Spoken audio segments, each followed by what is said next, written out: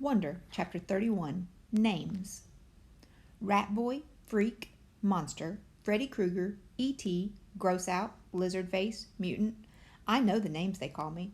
I've been enough playgrounds to know that kids can be mean. I know. I know. I know. I ended up in the second floor bathroom. No one was there because first period had started and everyone was in class. I locked the door to my stall and took off my mask and just started to cry for I don't know how long. Then I went to the nurse's office and I told her that I had a stomach ache, which was true because I felt like I had been kicked in the gut. Nurse Molly called Mom and had me lie down on the sofa next to her desk. 15 minutes later and Mom was at the door. "Sweetness," she said, coming over to hug me. "Hi," I mumbled. I didn't want her to ask anything until afterward. "You have a stomach ache?" she asked, automatically putting her hand on my forehead to check for a temperature.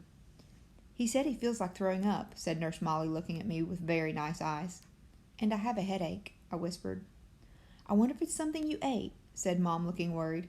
"There is a stomach bug going around," said Nurse Molly.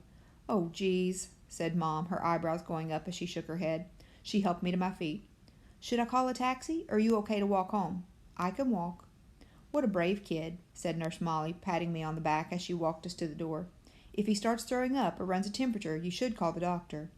"Oh, absolutely," said Mom, shaking Nurse Molly's hand. "And thank you so much for taking care of him."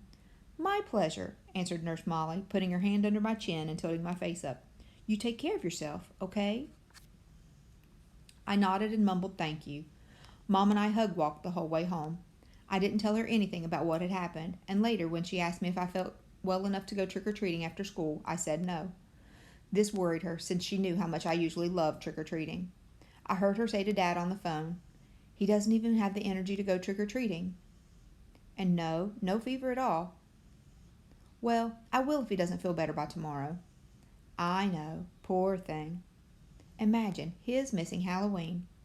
I got out of going to school the next day, too, which was Friday, so I had the whole weekend to think about everything. I was pretty sure I would never go back to school again.